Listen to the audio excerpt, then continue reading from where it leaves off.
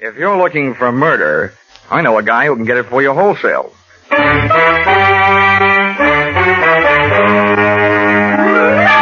This is another in the adventures of America's fabulous freelance insurance investigator, Johnny Dollar, starring Charles Russell. At insurance investigation, Johnny Dollar is only an expert. At making out his expense account, he's an absolute genius.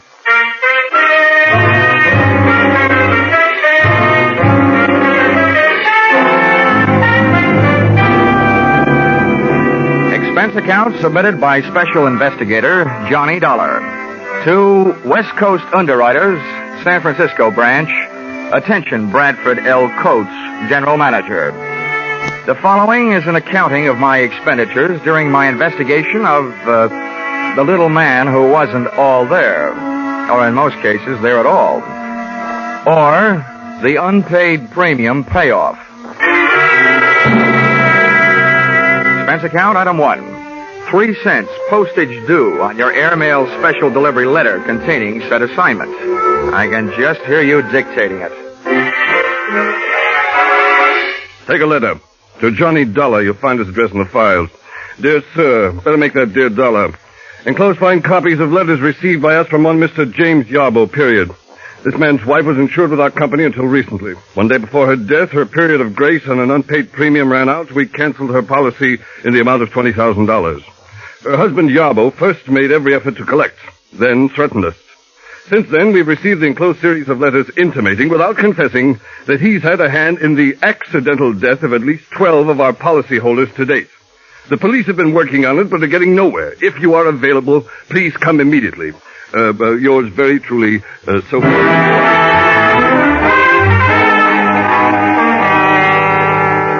Expense account, item 2, $176.87. Airfare, Hartford to San Francisco. Item 3, $5.40. Cab fare, airport to your office. Dollar, glad you got here. You've no idea what a mess this whole thing is. Okay, Mr. Coates, okay, don't get excited. We'll nail this guy before you run out of policyholders. Well, the dozen he's apparently done away with already have cost us darn near $250,000. You've got to move fast, Dollar. The man is a homicidal maniac. Yeah, but a smart one, though. He's put just enough in those letters he sent you to let you know that he's working on a grand-scale revenge against your company. But he leaves out just enough so the law can't lock him up. He's had perfect alibis in every case. Look, Mr. Coates, tell me, have all these deaths been local, right around here? No, they've been all over California. Mm-hmm. One other thing, the method. From this list you gave me, Mr. Yarbo seems to have a preference for killing people through the noisy and gory method of fake automobile accidents. Yes, very true.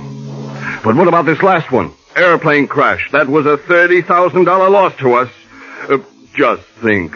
Our poor innocent policyholder flying around and then his engine quit. Thanks to a man he's never even seen. Tell me, Mr. Coates, just how difficult would it be to get a list of your California policyholders, names and addresses, you know? Why, that would take days, but goodness gracious, man, you can't hope to keep an eye on them all. Besides, the minute you went off the job, he'd strike again. That's a preposterous idea. Cut time. Look, I don't want the list. I was just wondering how Yarbo got it. Oh. Now, so far you've given me nothing to go on. I'd like you to add 2 things to that. Yarbo's home address and a $50,000 life insurance policy made out to me. What on earth's that for? Well, look, in the first place, if we're going fishing for Mr. Yarbo, I might as well be the worm. In the second place, if I should get gobbled up in the line of duty, that $50,000 life insurance would make several attractive young ladies of my acquaintance very happy. Not, mind you, as happy as I can make them by remaining alive.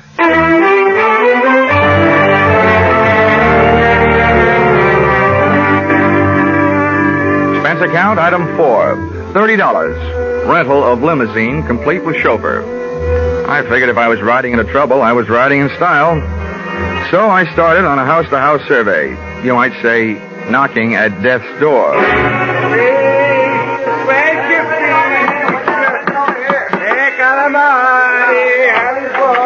Yes.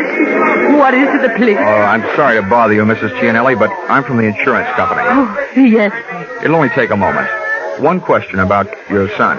Oh, poor Angelo. What do you want to know about my poor son? he'd drive away in his automobile. That's all. I'll never see him alive again. Yes, I know. Tell me, Mrs. Gianelli, did you ever hear your son mention a man named Yarbo? Yarbo? Yeah. Yarbo. I don't know about no such Yarbo. Not please. Please leave me. There was so much sadness in my house.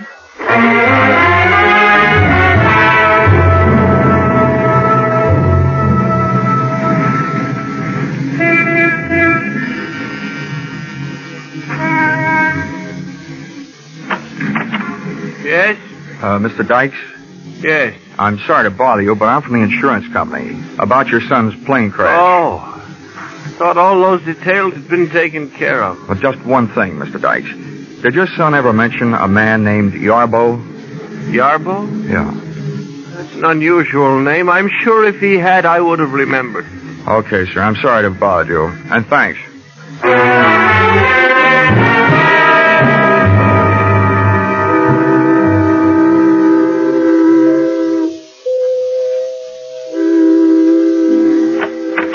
Yes, sir. May I help you? Yes, I'd like to have a word with Mrs. Weatherly. I'm from the insurance company. Well, sir, Mrs. Weatherly has been indisposed, not receiving visitors. What is it, Brian? How do you do, Mrs. Weatherly? My name is Johnny Dollar. Oh, dear. You may go, Brian. Oh, I'm ashamed to let you see me in this condition, Mr. Dollar. Just ashamed. But you understand. I do indeed. Oh, it was bad enough. The accident, I mean. But the scandal! Oh, I'll never be able to hold my head up again. Yes. No. If Harvey had to get himself in an automobile accident, why, I ask you, did he have to have that awful Mrs. Barclay in the car? Oh, yes. Yes, it was very unthoughtful of him, Mrs. Weatherly. Would you mind answering one question? Well, if I can. Did your husband ever mention a man named Yarbo? Well, no. No, he never mentioned a man named Yarbo. But neither did he ever mention Mrs. Barclay. I tried a half a dozen of the other beneficiaries left behind by Mr. Yarbo's list of victims. All I got out of it was a very watery afternoon. The tears were falling like monsoon time in Burma. But of information, I got none. This brought me right smack up to a point I didn't want to have to reach. The point of contacting Mr. Yarbo in person.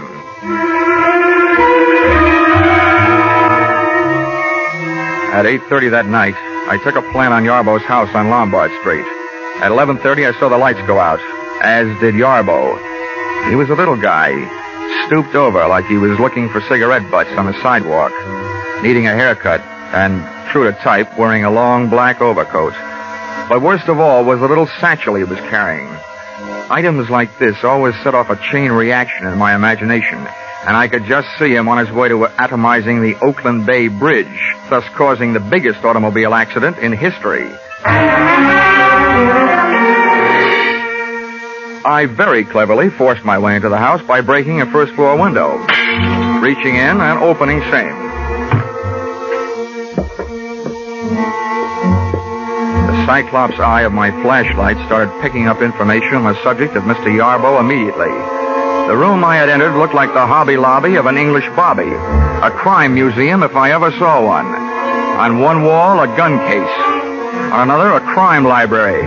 And scattered around the room, a grisly collection, ranging from blood-stained hatchets to shrunken heads. But the most surprising criminal curio of all stood right behind me. Mr. Yarbo, complete with little black bag. Well, I must say the current second-story man dresses well, but I must also say you, my man, must have the old masters of the art turning in their graves. For you, young man, are a heavy-fingered bungler. There, let's have a better look at you. Now that flashlight, I'll feel better after you have dropped it. Hey, what am I doing? You're not even pointing a gun at me. Don't feel too comfortable.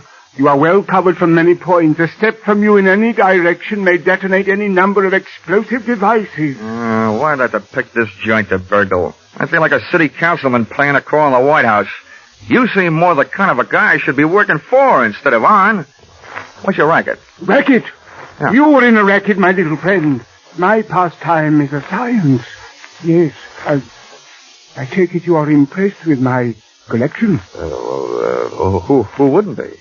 Well, if you're interested, come here.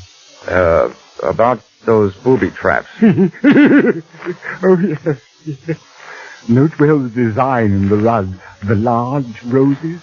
Avoid stepping on them for the time being. Oh, great. And I was in here stumbling around in the dark. May your good luck continue. But look here in this case, the small vial on the right. That was purloined for me to order from the famous Black Museum in Scotland Yard. That little vial once rested in the case of the fabulous murderer, Dr. Crippen. And there, beside it, that lock of hair, that is from the head of the second victim of the noted mass murderer, Neil Cream. And up there, look up there, the hangman's noose over the mantel. From that one swung the body of the notorious Western bad woman, Fanny Turner. How's chances for running this place for Halloween?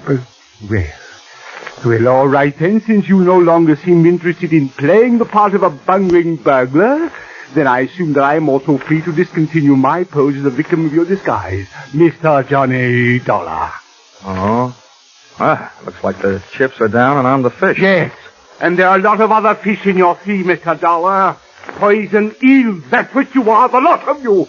Parasites, gambling on death, and then not paying when you lose. Listen, Mr. Yarbo, you're placing a big hunk of blame where it doesn't belong. You're confused about things. Confused? Yes. When your wife's insurance premium was overdue, you were allowed a 30-day period of grace. And when that went by, the policy was canceled. Now, that's not the insurance company's fault. It was your fault. But it wasn't. I gave her the money. She spent it on herself. I'd have made it up. I told them so after she died. I told them, but they wouldn't listen. I'll show you.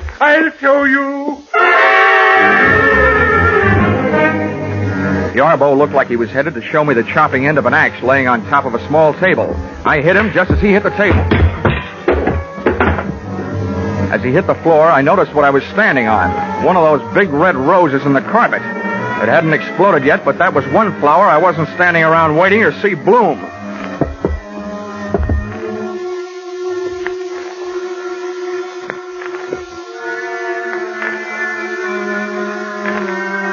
It took a lot of nerve picking up a telephone in that room. But I finally got a good hold on my nerves and a fair hold on an imitation of Yarbo's voice. Took one deep breath and picked up the phone. Yes? Hello, James. This is Martha. I'm at the office. I have good news. 2 more.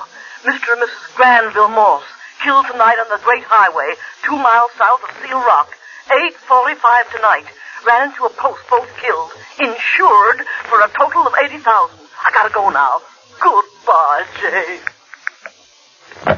Well, congratulations, Brother Yarbo. 2 more at 8:45 tonight. And who's your new alibi?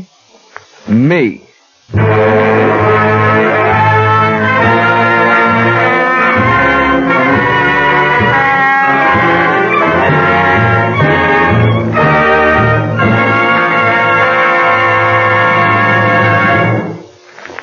In just a moment, we'll return to the second act of Johnny Dollar. But first, did you ever think of "and" as a comedy word? Maybe not, but you'll get a full demonstration on CBS this Wednesday night. There'll be Groucho Marx and his guest on that hilarious quiz, You Bet Your Life. For it's the guests who sometimes floor Groucho with their wisecracks. There'll be Bing Crosby in his regular Wednesday night CBS show and his special guest, Bob Hope. There'll be George Burns and Gracie Allen and Bill Goodwin. And becomes more filled with comedy when you learn that Lum and Abner will have their premiere as Wednesday night regulars on most of these same CBS stations. Yes, this fall you hear them all on C and B and S. Now with our star Charles Russell, we return to the second act of Yours Truly, Johnny Dollar.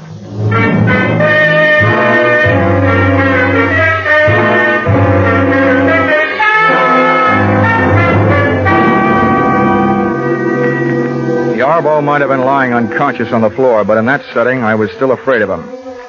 I'd have looked the place over with a fine tooth comb, only having none. I used my hands. I put the pat test to Yarbo's pockets for a gun. He was unloaded.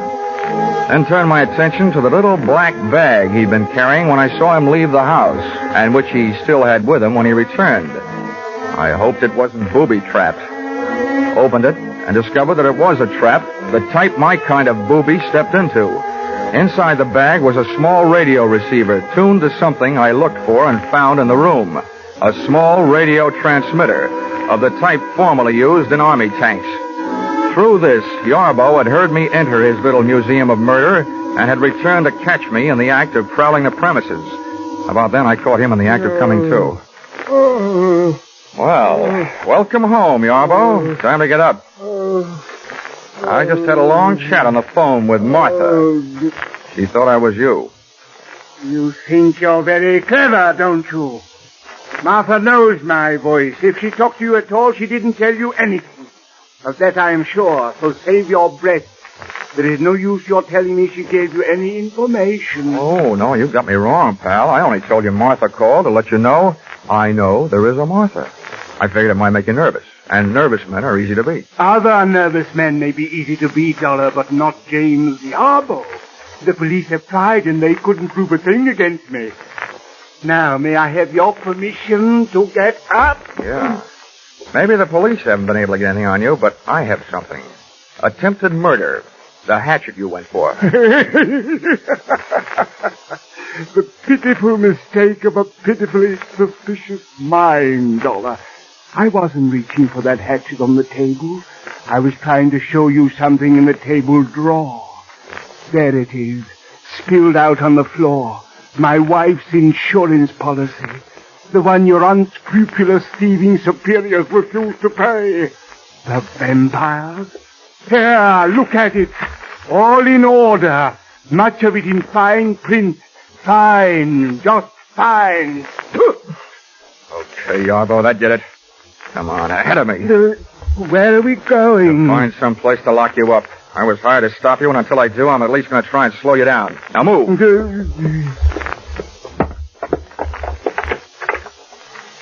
Linen closet. No room here. Come on.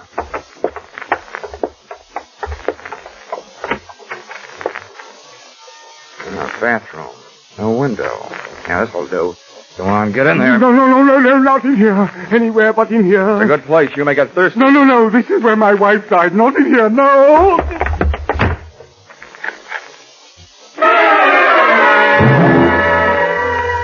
Which, on the surface, may seem to have been a move on the cruel side. But Yarbo was a man obviously off his rocker, and I needed him more nervous than I already had him.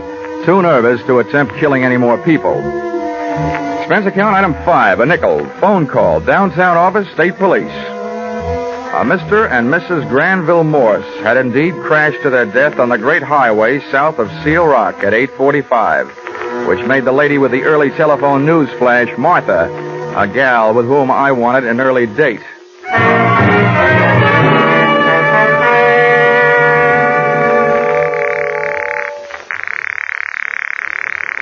Come on, answer the phone. Hello? What is it? Hello, Mr. Coates. This is Dollar. Yes, Dollar. What do you want? Well, first I want to tell you that you just lost 2 more policy holders. List price, $80,000. Oh, good Lord. This is terrible. Who? How? What? Never mind that. I've also got something else. On the good side. I need your help tonight. Of course. Anything. What can I do? Meet me at your office. You and I are going to go looking for a dame named Martha. Martha? Martha who? I don't know, but I hope she works for you. I'll be there in a half hour. Make that 20 minutes, and you'll be 10 minutes closer to happy days. The office personnel records of the West Coast underwriters turned up not 1, but 3 employees named Martha, which gave me 3 choices as to who had been supplying Yarbo with a list of West Coast insurance policy holders. Finding the exact Martha was even easier. On the phone, she had told me that she was calling from the office, and the night elevator operator's in and out book showed the signature of one Martha Kinsey, and I just couldn't wait to hear her report.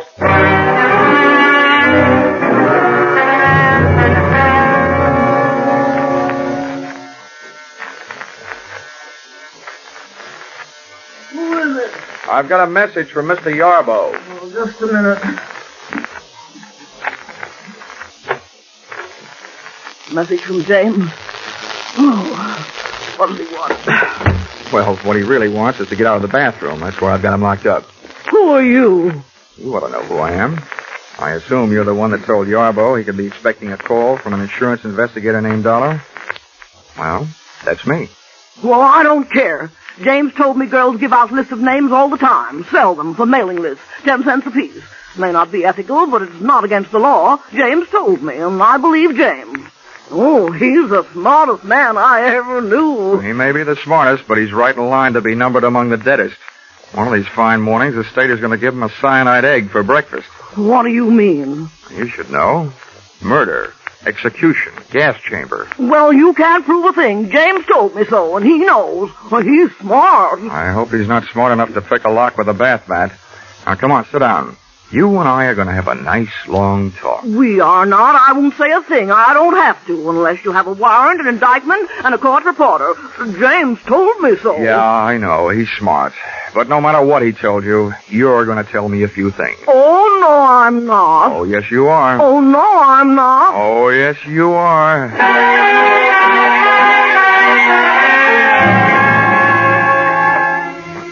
So, I was wrong. Martha didn't tell me anything. But her stubborn attitude did. She was in love with Mr. Yarbo, a stupid, middle-aged woman having her last fling at romance, doing her best to keep her last chance alive in the person of the man who had made her his partner in crime. As crazy as it was, this grotesque pair of lovebirds created the only real emotion in the case to date, and switched my thoughts from the widely scattered deaths which had brought me into the case, and over to the single death of Yarbo's wife. Enclosed, find a transcript of statement made to me at 2 o'clock in the morning by the doctor who signed Mrs. Yarbo's death certificate. Cause of death, cerebral hemorrhage. Result of severe fracture of skull. Region, medulla oblongata. Contributing factors, woman bathing in bathtub at home. Slipped and fell, striking head on shower spigot. Coroner's finding death due to misadventure. Accidental. It took the doctor 2 minutes to get around to making that statement. I figured it would take Martha at least 30 minutes to get her hair out of her curlers and make herself presentable enough to risk being seen on the street. That left me 28 minutes to get back to Yarbo's house before she did, and I didn't need half that long. In the cab on my way over, I took inventory. 1, to date, Yarbo's alibis covering him on all the so-called revenge murders had been perfect. Too perfect. 2nd, when I first faced Yarbo, he screamed about his wife's death, not in the light of having lost his lady love, but in the light of having lost her insurance money. Just as my third and most important conclusion came upon me, the taxi came upon our destination, and I had to go to work.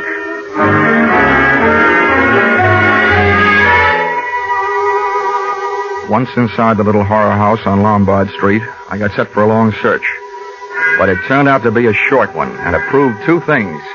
Yarbo was not only a murderer, he was as crazy as he'd acted in having kept the evidence around.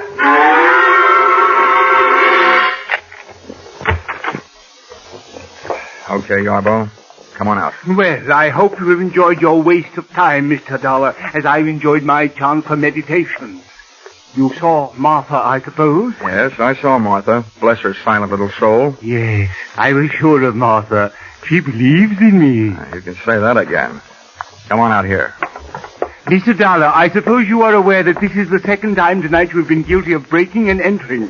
I am, however, willing to forgive that, should you come to your senses and decide to go back to Hartford and leave me alone. Uh-uh.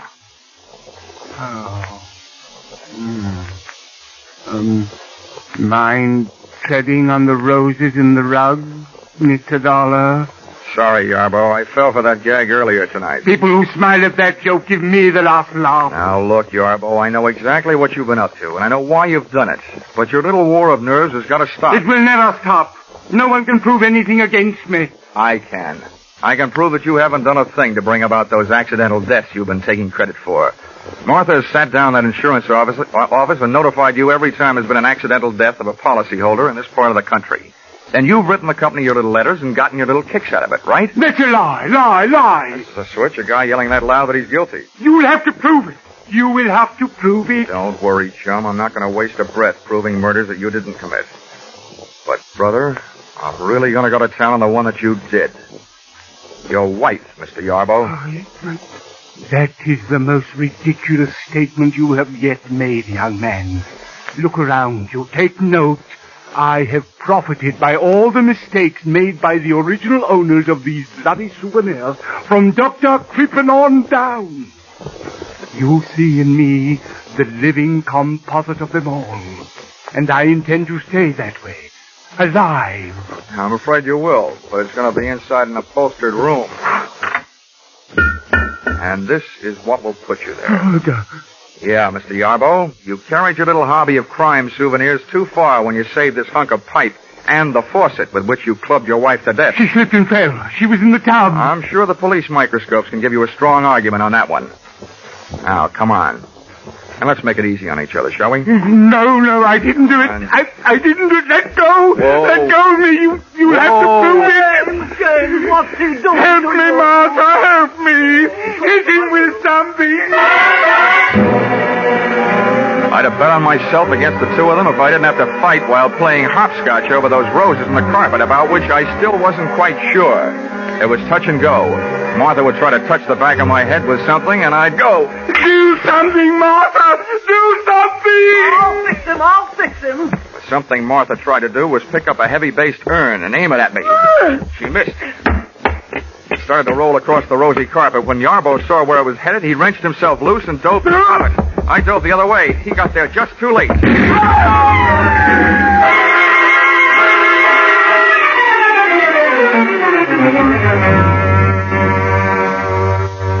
I didn't have to look twice to know he was dead. Fate had called James Yarbo up on his own carpet. When Martha threw that urn at me, it had rolled straight for the only rose in the rug that had been booby-trapped. Which only goes to prove that sometimes a rose by any other name can be anything but sweet.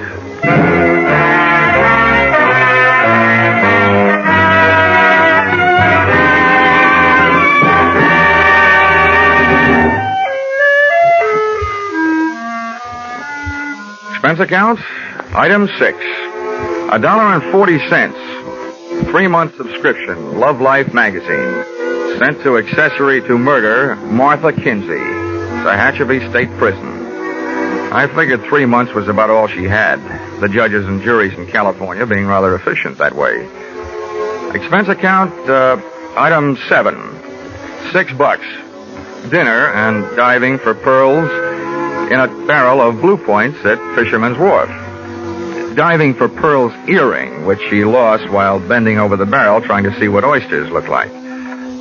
Item 8, $176.87. Airfare, San Francisco to Hartford.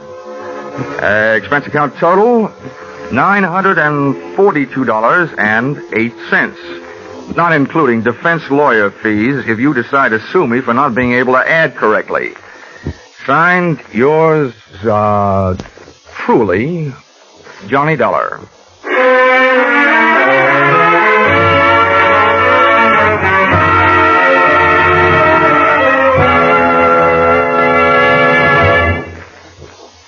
Yours truly, Johnny Dollar, is produced and directed by Gordon T. Hughes and stars Charles Russell. Script by Paul Dudley and Gil Dowd. Featured in the cast were Jay Novello, Martha Wentworth, Paul DuBose, Gigi Pearson, and Larry Dodkin. The special music is written and conducted by Wilbur Hatch.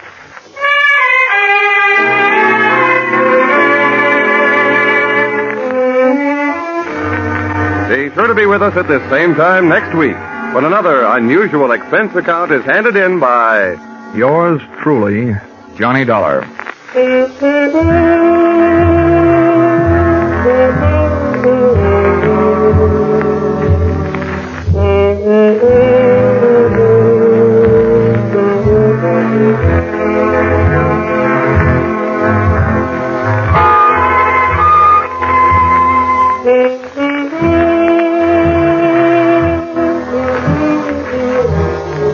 Everyone is concerned about world affairs these days.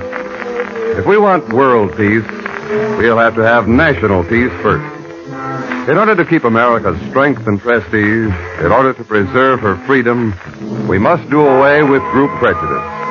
Let's stop judging people by the color of their skin or the place where they worship, and start considering them for what they do. We'll be sure to have a happier world. Stay tuned now for Vaughn Monroe and his caravan, following immediately on most of these CBS stations.